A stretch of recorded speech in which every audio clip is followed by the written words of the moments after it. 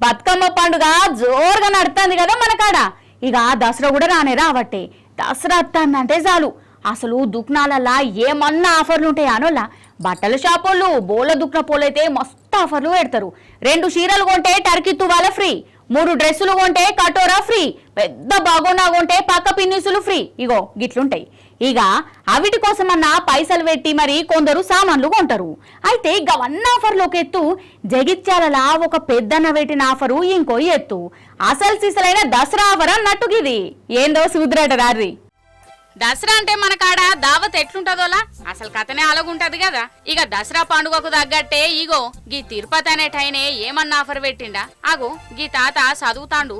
Offer ఏందో ఓ తాత జర పక్కకు జరుగు, నేను అందరికి వినబడేటట్టు చదువుతా గాని. చూస్తూ రానుల్లా.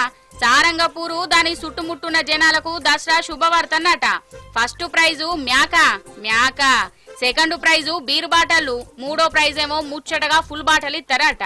ఇక 4వ ప్రైజు నాటుకోడి, 5వ ప్రైజు అంటే లాస్ట్ ప్రైజు మన అక్కల కోసం పెట్టిండు షీర ఫ్రీకి ఇస్తాడట.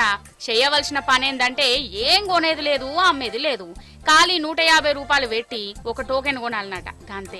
ఇక ఆ టోకెన్ ఈ డబ్బాలే ఇయ్యాలి. 1వ తారీఖు నాడు ఆ టోకెన్ తీసే కార్యం పెట్టుకున్నారు. అందులో ఎవరి పేరెళ్తాళ్లకు గీ ఇనాములు ఇస్తారు. మరి మేకపోతుల, కోడి పుంజుల, ఫుల్ బాటిల్ల, షీరల వీటిని అందుకునే అదృష్టవంతులెవరో 1వ తారీఖు నాడు ఎరకైతది. ఇగో గీ తాత చూడు, ఫుల్ బాటిల్ అత్తే మంచిదా, బీర్ బాటిల్ కాటన్ అత్తే మంచిదా అని ఆలోచన చేస్తాడు కావచ్చు. అంతేనానే తాత? కానీ ఈయన ఏమన్నా ఆఫర్ పెట్టిండా? దసరా ఆఫర్ అంటే ఎట్లుంటదో సారంగపూర్ జనాలకు చూయించి ట్రెండ్ సృష్టించుడు పెట్టిండు. ఇక జనాలు కూడా కిస్మతు చూసుకునే పని పెట్టుకున్నారోలా. పోతే 150, అత్తే మ్యాక లేకుంటే ఫుల్ బాటిల్. ఇగో గిట్టనే ఆలోచన చేస్తాన్లట.